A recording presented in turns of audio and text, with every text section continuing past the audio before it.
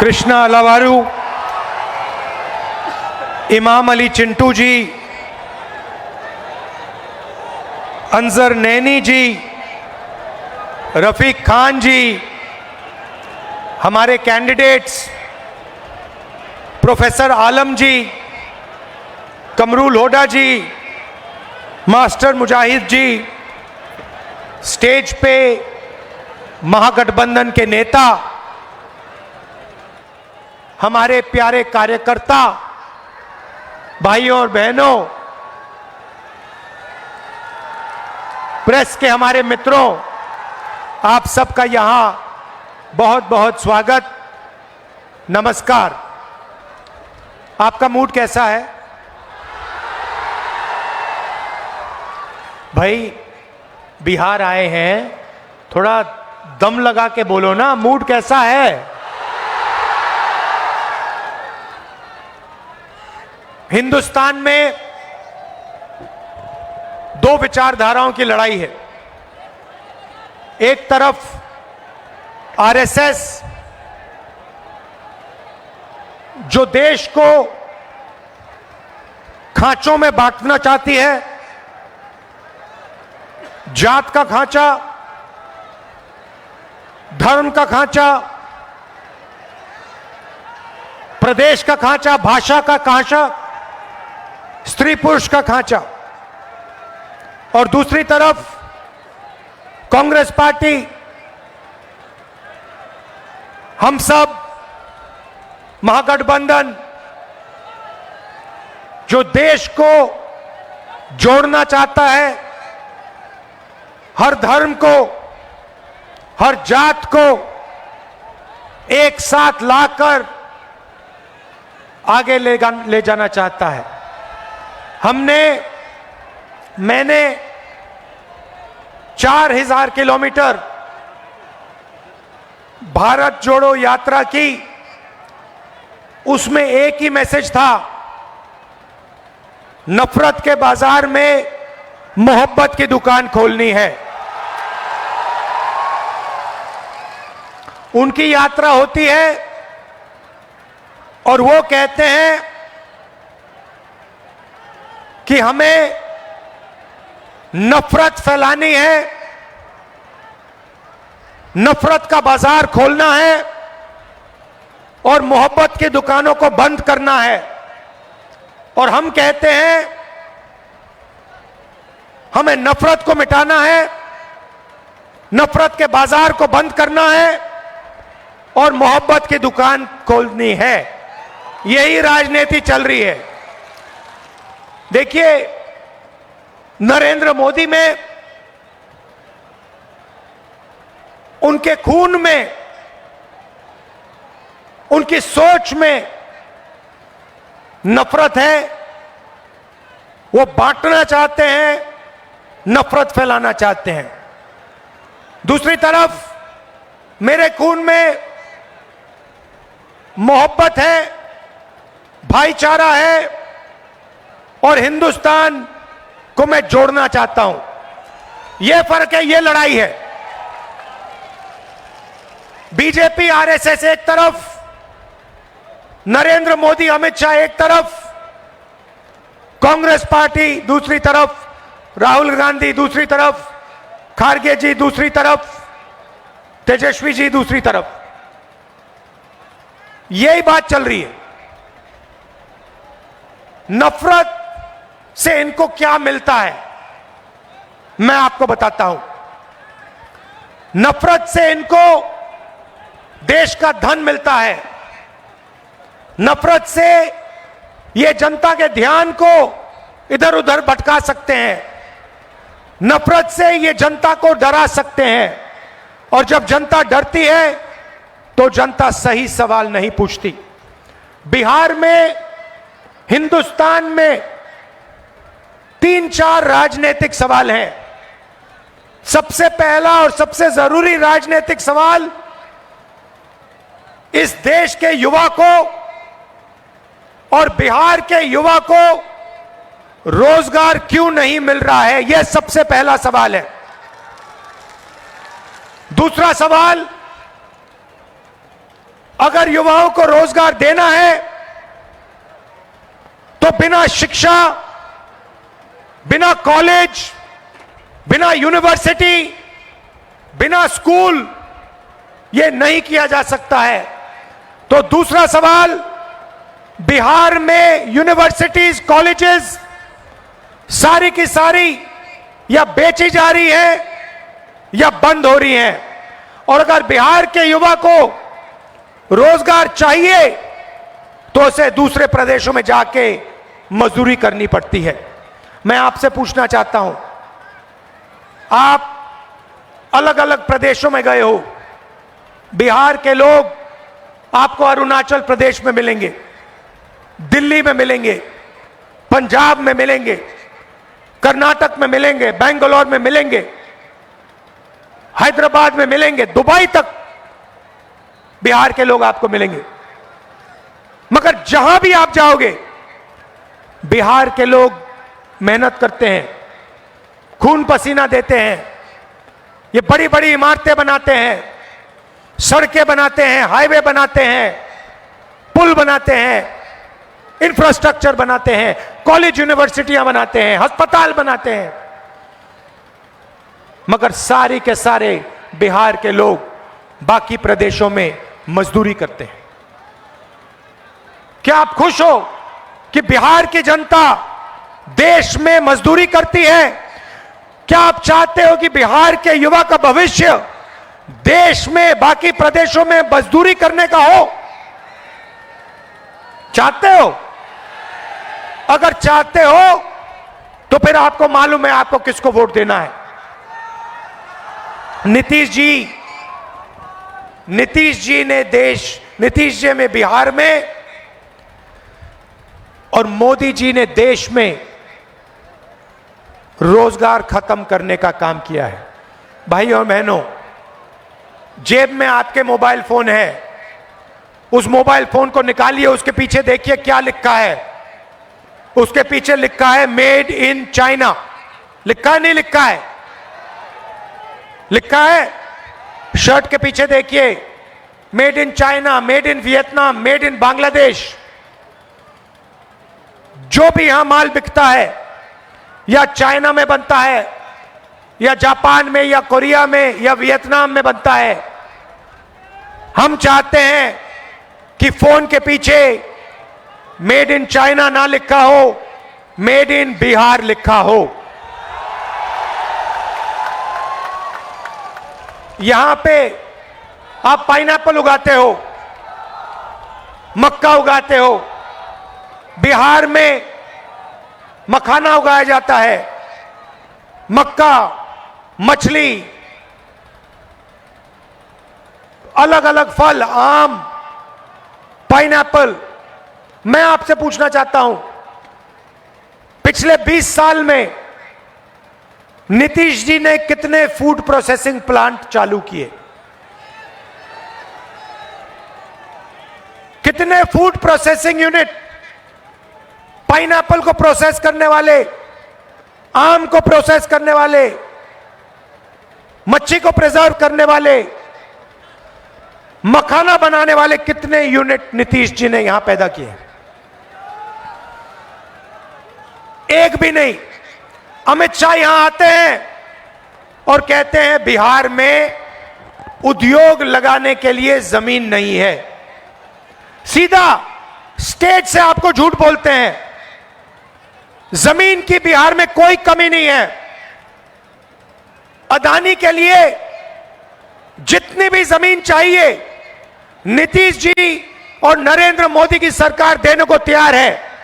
बिहार में 1 एकड़ 1 रुपए के दाम में अदानी को दिया गया है। मगर फूड प्रोसेसिंग प्लांट नहीं लगेगा, पाइनएप्पल प्रोसेसिंग प्लांट नहीं लगेगा। जो मखाना पानी में से निकालते हैं, मेहनत करते हैं, उस मखाने का फायदा उनको बिहार में नहीं मिल सकता है।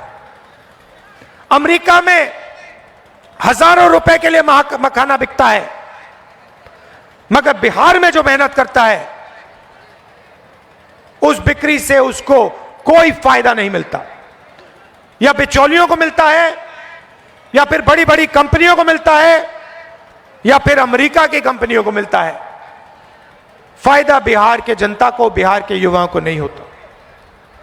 समय होता था जब बिहार में दुनिया की सबसे बेहतरीन यूनिवर्सिटी थी। नाम आपने सुना होगा, सुना है? नालंदा यूनिवर्सिटी सुना है? पूरी दुनिया से लोग आते थे, कोने कोने से आते थे।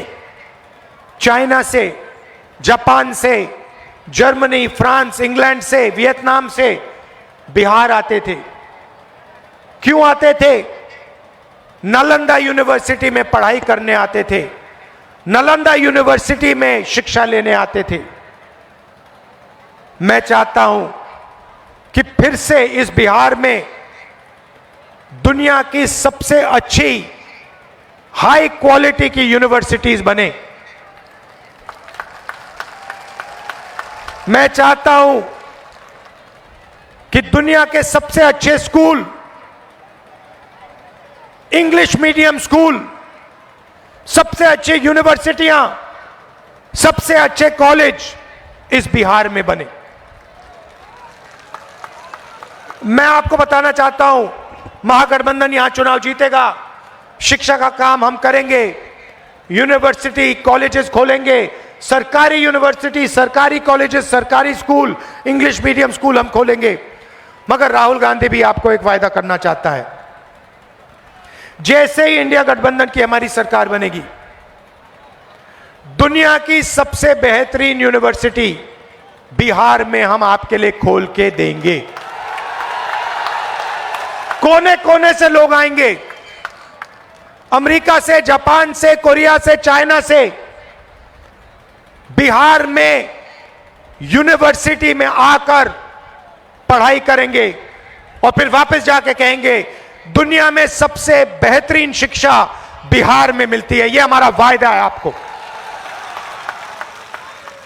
भाइयों और बहनों, नरेंद्र मोदी यहां आए, भाषण में कहते हैं कि हमने डेटा का दाम इतना कम कर दिया है कि बिहार का युवा रील बना सकता है, वीडियो बना सकता है, फेसबुक देख सकता है, इंस्टाग्राम देख सकता है, ट्विटर देख सकता है। सबसे पहले नरेंद्र मोदी जी का झूठ सुनिए। वो कहते हैं कि उन्होंने दाम कम किए, मगर वो आपको यह नहीं कहते हैं कि जब आप रील देखते हो, जब आप वीडियो देखते हो, जब आप मैसेज भेजते हो, तो पैसा किसकी जेब में जाता है। भाई और बहनों, जैसे ही आपने अपना फोन चालू किया, आपने रील देखी और अपने दोस्त को आपने रील भेजी, उसका पैसा सीधा जियो और मुकेश अंबानी के जेब में जाता है। दूसरी बात, ये क्यों चाहते हैं कि बिहार के युवा इंस्टाग्राम देखें, फेसबुक पर जाएं, अपने वीडियो देखें, अपने वीडियो इधर उधर भेजें? मैं आप आज को बताता हूं। भाइयों और बहनों, पहले शराब हुआ करती थी, ड्रग्स हुआ करते थे। 21वीं सदी का नया नशा है इंस्टाग्राम, फेसबुक, ट्विटर। यह 21वीं सदी का नशा है। मैं आपसे पूछता हूं, ट्विटर से, फेसबुक से, इंस्टाग्राम से आपके जेब में पैसा आता है क्या? ट्विटर से, फेसबुक से, इंस्टाग्राम से आपको रोजगार मिलता है क्या? आप रोजगार चाहते हो या इंस्टाग्राम चाहते हो? रोजगार चाहते हो, ट्विटर चाहते हो? बिहार का जनता, युवा रोजगार चाहता है, 21वीं सदी का नशा नहीं चाहता है। आप इंस्टाग्राम दीजिए, आप ट्विटर दीजिए, मगर उससे पहले बिहार के युवा को रोजगार दीजिए। यह बिहार की जनता चाहती है, यह बिहार का युवा चाहता है। नरेंद्र मोदी जी, कभी आप जाइए, किसान से बात कीजिए। आप अदानी अंबानी जी से बात करते रहते हो, सूट बूट वालों से मिलते रहते हो। आप कभी बिहार के युवा से 2 मिनट बात करो, बिहार के किसान से 2 मिनट बात करो, मजदूर से 2 मिनट बात करो। सबसे पहले आप इनका हाथ नहीं छूते हो। हाथ छूने की जरूरत नहीं है, गले लगने की जरूरत नहीं है, मगर बुला के बात कर लो, पूछ लो कि आप चाहते क्या हो। किसान कहेगा हम फूड प्रोसेसिंग यूनिट चाहते हैं, किसान कहेगा कि हम अपने बच्चों के लिए रोजगार चाहते हैं, मजदूर कहेगा हम अस्पताल चाहते हैं, युवा कहेगा हम रोजगार चाहते हैं। मगर आपको ये बात नहीं करनी, आप नहीं करना चाहते हो, क्योंकि चाइना में जब चाइना का माल जब यहां बिकता है, नरेंद्र मोदी, अदानी अंबानी को फायदा होता है। मेड इन चाइना से अदानी अंबानी, नरेंद्र मोदी, अमित शाह को फायदा होता है, हिंदुस्तान के युवाओं को नुकसान होता है। मार्केटिंग नरेंद्र मोदी की कौन करता है? अंबानी अदानी करते हैं, हमारे प्रेस के मित्र करते हैं, 24 घंटा ये करते हैं। आप मजे की बात सुनिए, कुछ दिन पहले मैंने प्रेस कॉन्फ्रेंस किया, आपने देखा हरियाणा वाला हाइड्रोजन बम देखा आपने फटते हुए धड़ाम से। मैंने नरेंद्र मोदी पे साफ सीधा आरोप लगाया, अमित शाह पे आरोप लगाया, ये जो चीफ इलेक्शन कमिश्नर है ज्ञानेश, इस पर आरोप लगाया। क्या आरोप लगाया?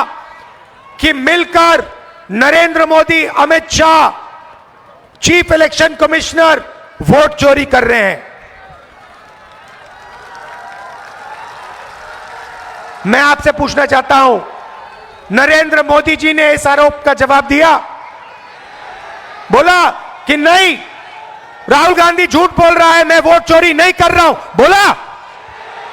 अमित शाह ने बोला कि राहुल गांधी झूठ बोल रहा है, मैं नहीं कर रहा हूं?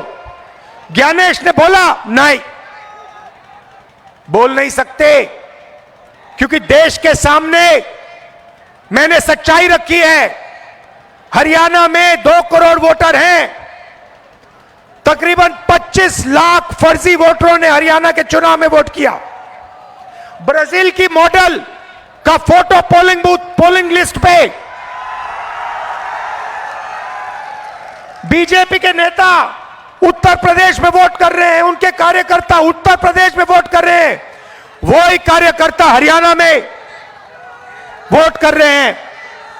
भाई और बहनों, मैं आपको बता रहा हूं, नरेंद्र मोदी और अमित शाह चुनाव नहीं जीतते हैं, वोट चोरी करके चुनाव जीतते हैं। आपको ठगा जा रहा है, हिंदुस्तान की जनता को ठगा जा रहा है, आपका वोट चोरी किया जा रहा है, इस संविधान पर आक्रमण किया जा रहा है। गांधी जी, अंबेडकर के संविधान को फाड़ कर ये लोग फेंक रहे हैं, ये सच्चाई है। हमने कर्नाटक में दिखाया, महाराष्ट्र में दिखाया, हरियाणा में दिखाया। वो जवाब नहीं दे सकते हैं, ना वो ब्राजीलियन मॉडल का जवाब दे सकते हैं, ना ये बीजेपी के नेताओं का जवाब दे सकते हैं, ना ये हजारों लाखों फर्जी वोटों का जवाब दे सकते हैं। एक महिला 100 बार अलग अलग पोलिंग बूथ में उसका नाम आता है, दूसरी महिला 200 बार 2 बूथ में उसका नाम आता है। पूरा का पूरा मामला फर्जी है, ये चोरी करके इलेक्शन जीतते हैं। अब आप कहोगे राहुल गांधी ये हमें बिहार में क्यों कह रहा है? क्योंकि संविधान की रक्षा करने की जिम्मेदारी मेरी है, मगर आपकी भी है। वोट चोरी रोकना मेरी जिम्मेदारी है, मगर बिहार के हर युवा, हर जनरेशन जी के युवा की जिम्मेदारी है, हर किसान की, हर मजदूर की जिम्मेदारी है। ये आपका है, ये संविधान आपकी आवाज है, इसमें आपकी आवाज गूंजती है। इसमें महात्मा गांधी, जवाहरलाल नेहरू, बुद्ध भगवान,